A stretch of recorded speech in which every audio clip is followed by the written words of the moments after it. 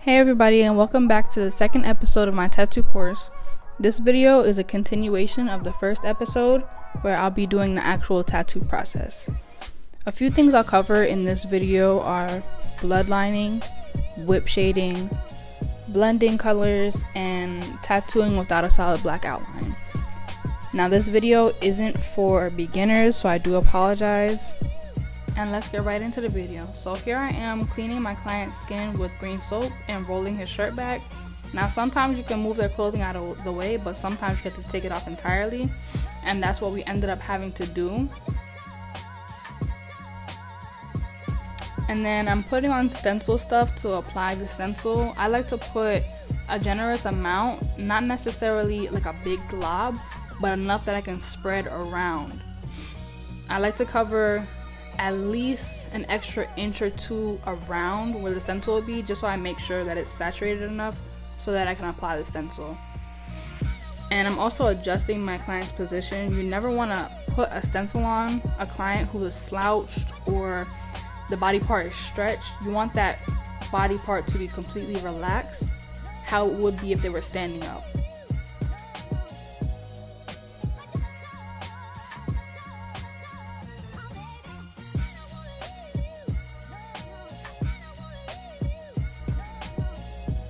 Alright, so the stencil is on. My client is happy with the size and placement. I'm going to go ahead and get started. I always start with wetting a paper towel with green soap.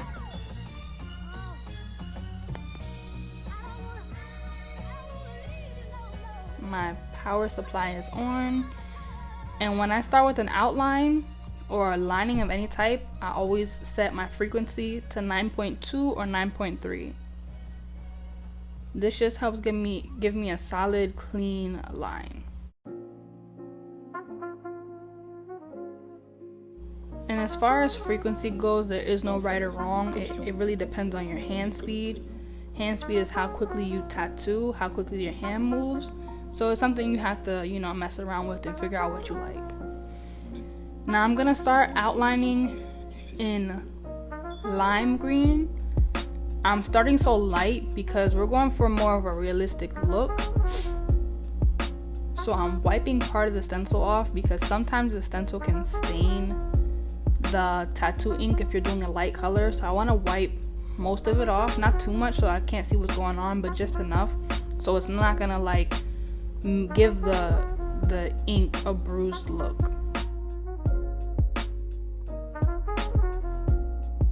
So I'm not gonna sit here and lie like I have the crispiest, cleanest line work. I'm not there yet, but a few things that really helped up my line work were for sure using, wrapping my machine with paper towels and grip tape. That really steadied my hands because my hands would shake a lot. And also confidence has a big part to do with it, because if you're not confident, your work is really gonna reflect that. Also, when I tattoo with my pinky out. You'll see it here in a few minutes, but I tattoo with my pinky out, and it just acts as another point of contact, and that has also leveled up my line work for sure. Try these things out and let me know if they help you.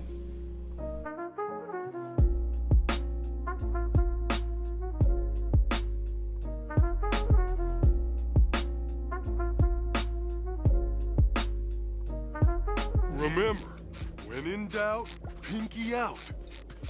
You can do it, SpongeBob. I'll be watching. Thanks, pal.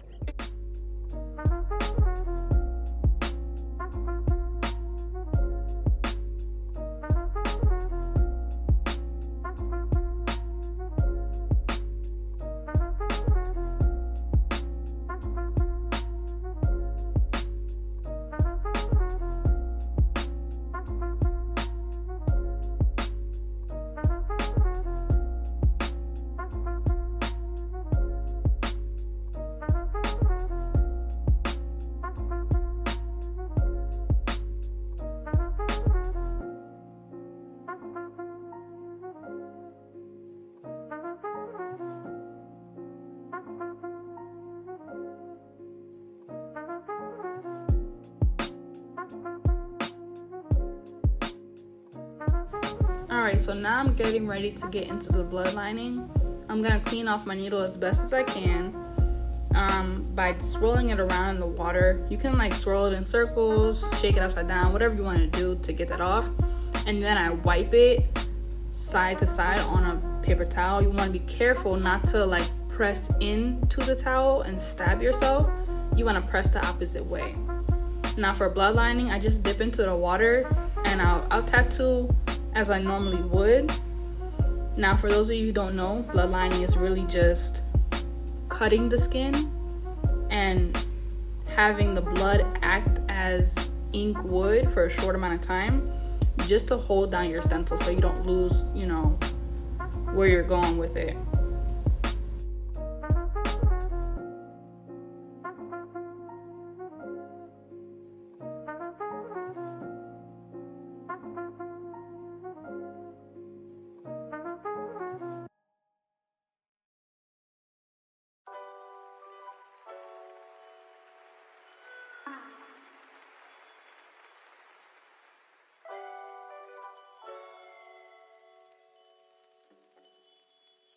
Okay, Trey, I got this.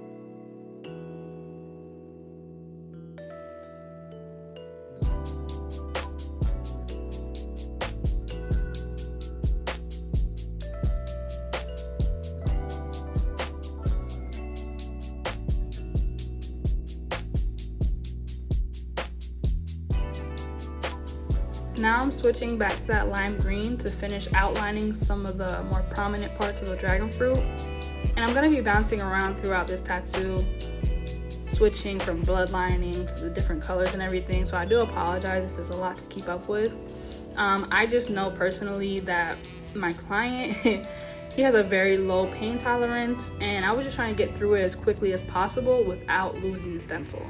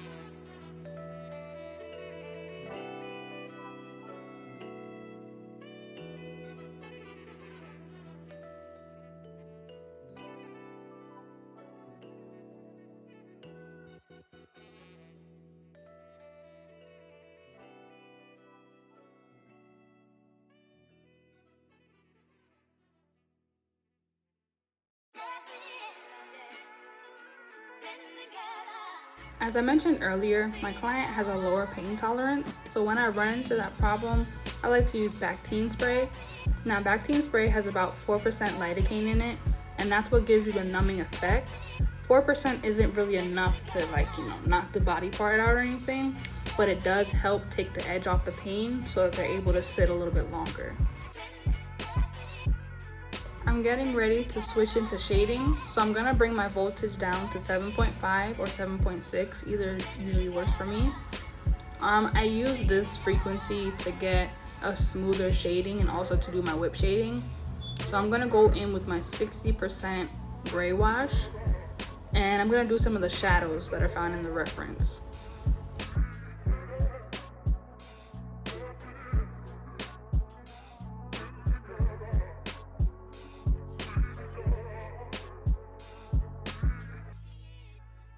Even though my voltage is down lower, I'm still tattooing normally as if my frequency was up higher. And I'm just going back and forth at a decent pace. At the ends where I want it to kind of fade off, I'm flicking my hand just a little bit to kind of give it a tapered feel to it. That's the purpose of whip shading for me. Just going back and forth with a little bit of a flick at the end, just so it's not so heavy and completely saturated, because I do want to come back and blend the other shades into that.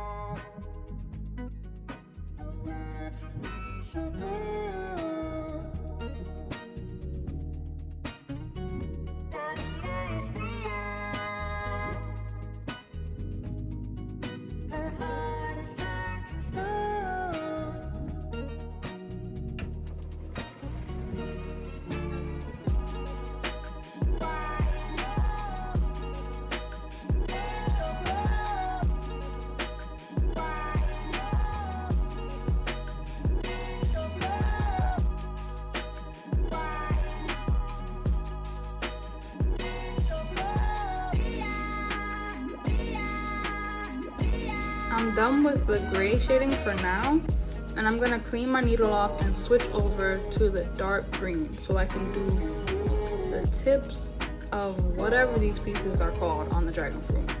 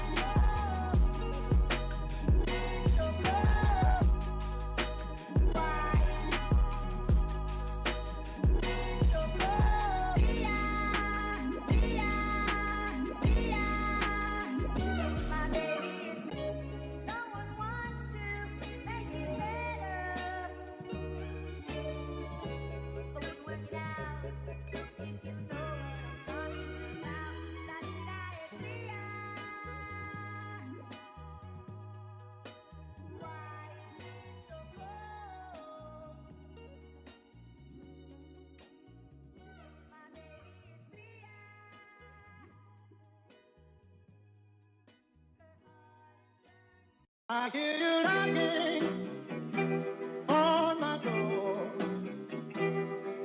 come in. I don't want you no more.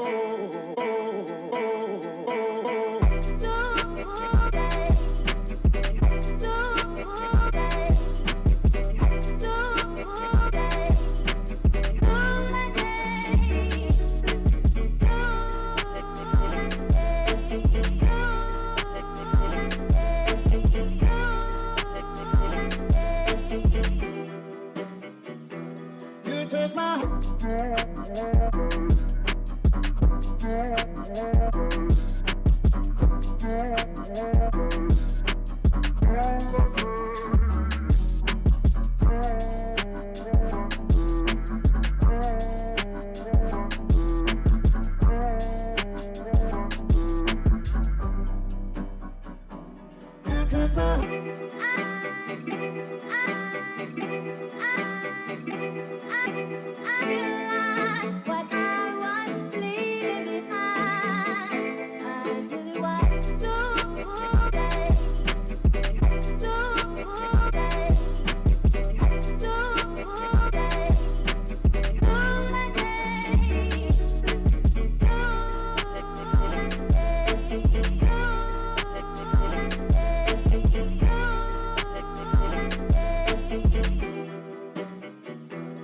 you took my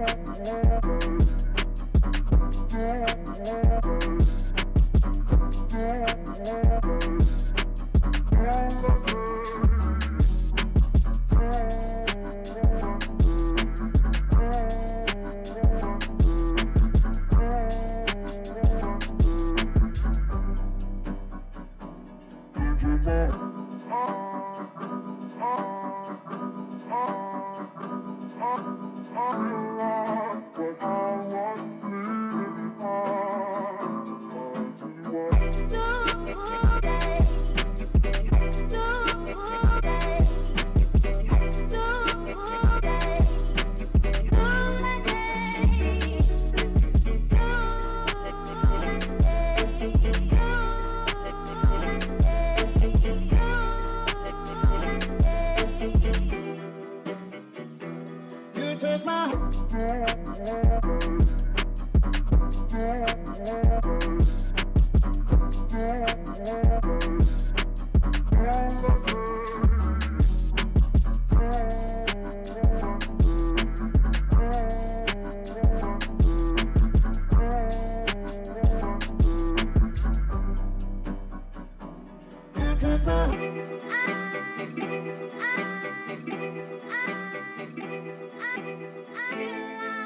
What I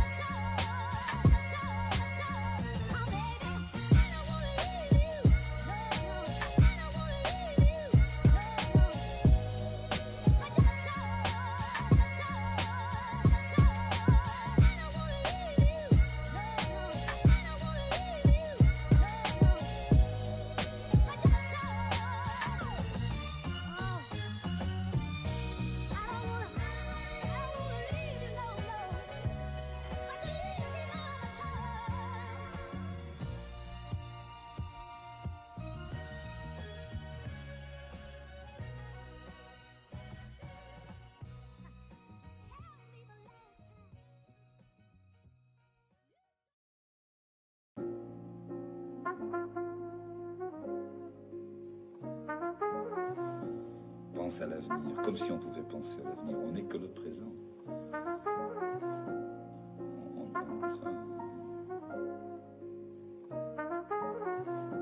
On est un accident biologique qui fait ce qu'il peut.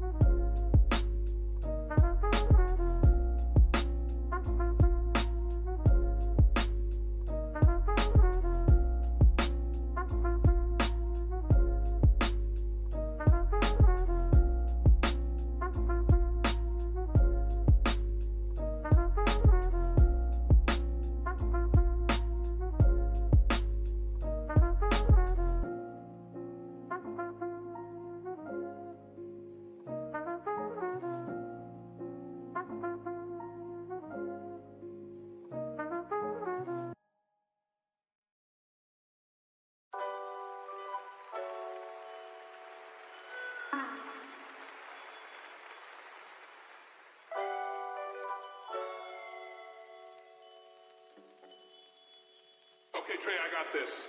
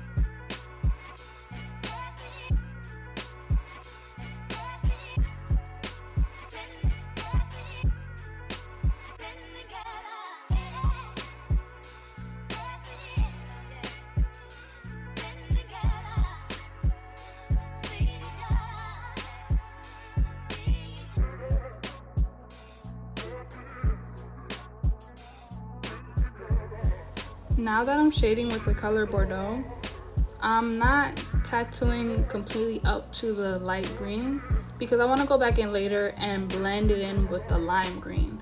When I'm blending colors that are not necessarily on the same side of the color spectrum, I'd rather blend with the lighter shade as opposed to the darker shade, because if I go in with the darker shade and it's too much, I can't do anything about it.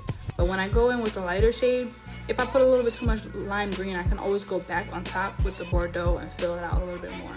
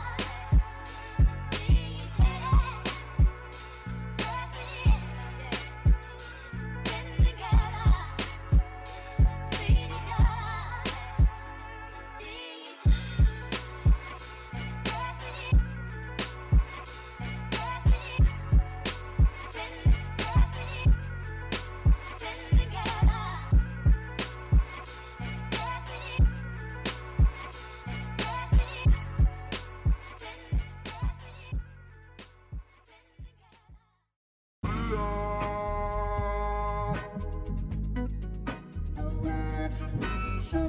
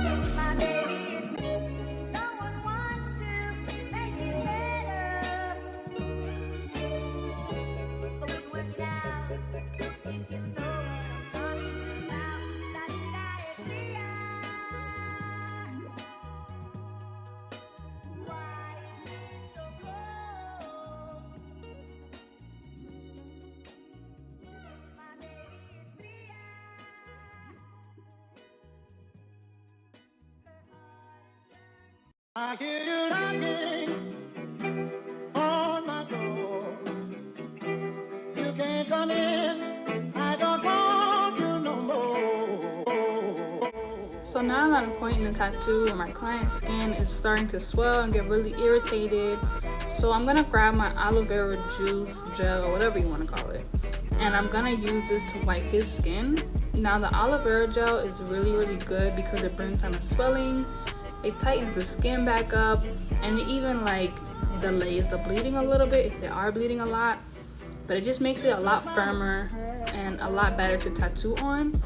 When your tattoo gets too wet, that's when it starts to affect the quality of the tattoo. Your lines don't come out as crispy, you know. It's not a good scenario. So whenever that happens, you want to get some aloe vera gel and, do a clean wipe. You don't want to wipe throughout the tattoo with this too much because it can be kind of painful. It's on the drier side as compared to green soap.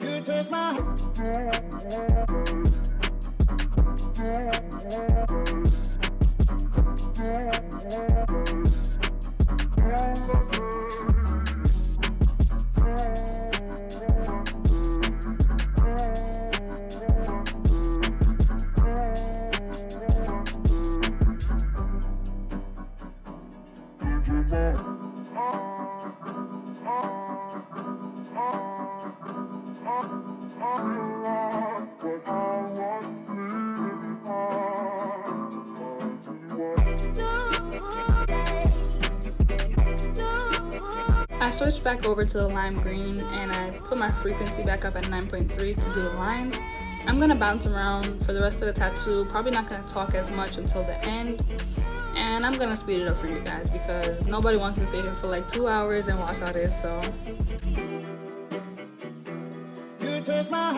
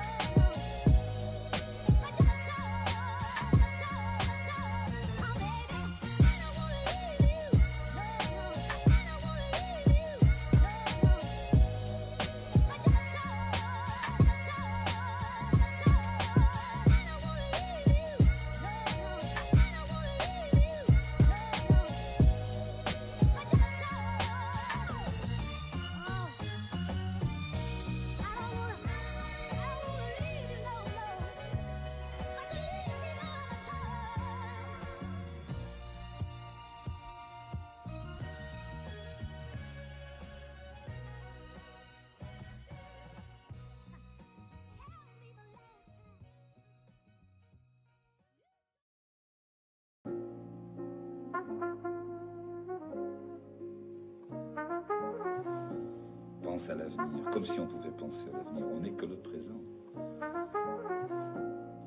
On pense on est un accident biologique qui fait ce qu'il peut.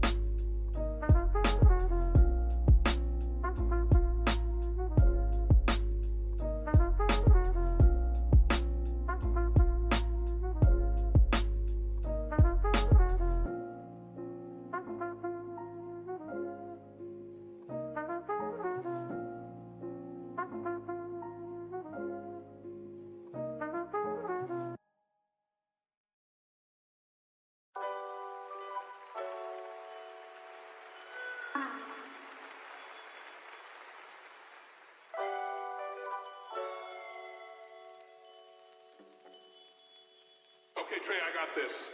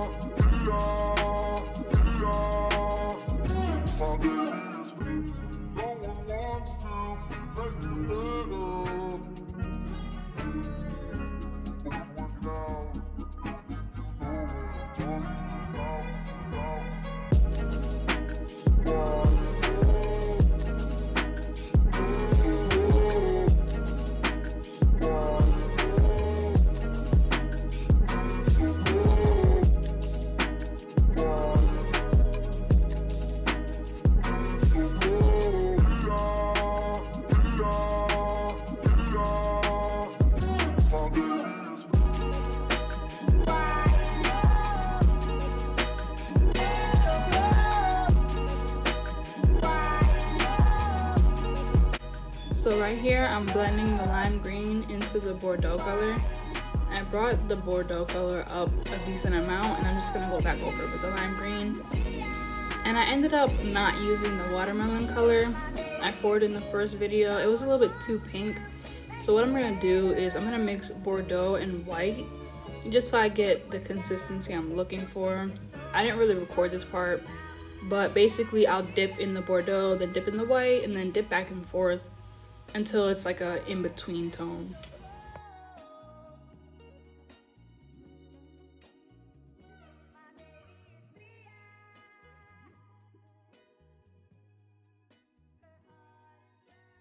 I hear you knocking on my door.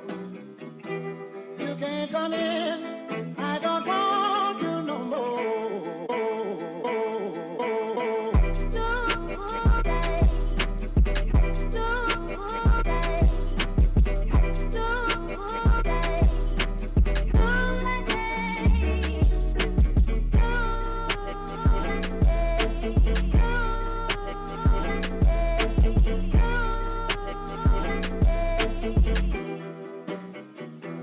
You took my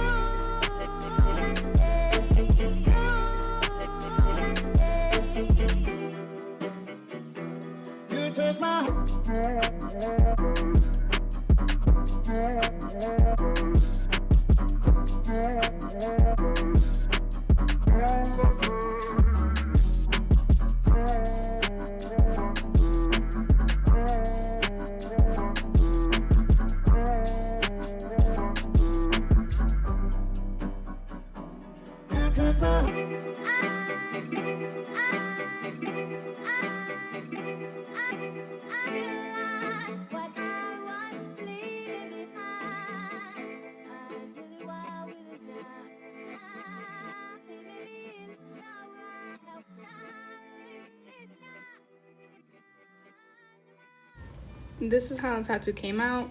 My client kind of didn't want to sit towards the end, so I had to rush a little bit. There's a few spots where I could have filled it in a little bit more with the pink mixture I made, but overall we're both happy with it, and I'm sure I'll get to go back into it later in time and touch it up a little bit. But yeah, if y'all have any questions, concerns, complaints, whatever, just let me know, and I hope to see you guys in the next video.